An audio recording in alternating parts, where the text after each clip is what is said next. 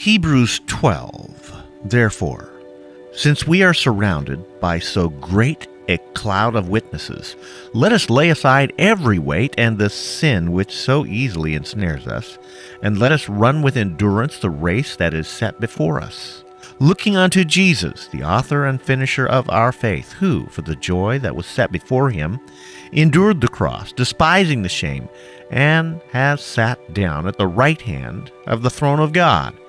For consider him who endured such hostility from sinners against himself, lest you become weary and discouraged in your souls. For you have not yet resisted to the shedding of blood, striving against sin. And have you forgotten the exhortation which speaks to you as to sons? My son, do not despise the chastening of the Lord, nor be discouraged when you are rebuked by him. For whom the Lord loves, he chastens, and scourges every son whom he receives. If you endure chastening, God deals with you as he deals with sons. For what son is there whom a father does not discipline? But if you are without discipline, of which all have become partakers, then you are illegitimate and not sons. Furthermore, we have had human fathers who corrected us, and we paid them respect. Shall we not much more readily be in subjection to the Father of spirits and live? For they, indeed, for a few days chastened us, as seemed best to them, but he for our profit, that we may be partakers of his holiness. Now no discipline seems to be joyful at the present, but painful. Nevertheless, afterwards it yields the peaceable fruit of righteousness to those who have been trained by it. Therefore, strengthen the hands which hang down and the feeble knees, and make straight paths for your feet, so that what is lame may not be dislocated, but rather be healed. Pursue peace with all people and holiness, without which no one will see the Lord.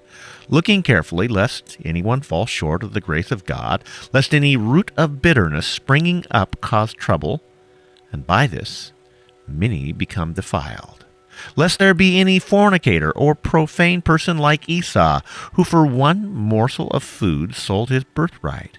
For you know that afterward, when he wanted to inherit the blessing, he was rejected, for he found no place for repentance, though he sought it diligently with tears.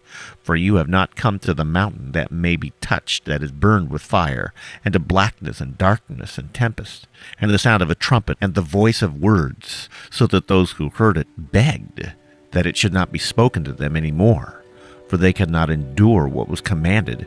And if so much as a beast touches the mountain, it shall be stoned or shot with an arrow. And so terrifying was the sight that Moses said, I am exceedingly afraid and trembling.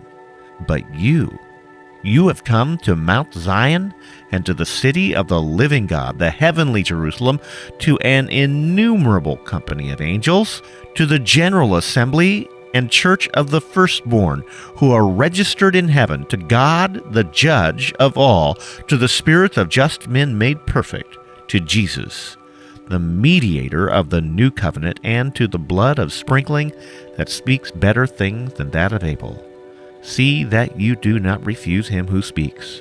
For if they did not escape who refused him who spoke on earth, how much more shall we not escape, if we turn away from him who speaks from heaven, whose voice then shook the earth, but now he hath promised, saying, Yet once more I shake not only the earth, but also heaven. Now this, yet once more, indicates the removal of those things that are being shaken, as of things that are made, and the things which cannot be shaken may remain. Therefore, since we are receiving a kingdom that cannot be shaken, let us have grace, by which we may serve God acceptably with reverence and godly fear. For our God is a consuming fire.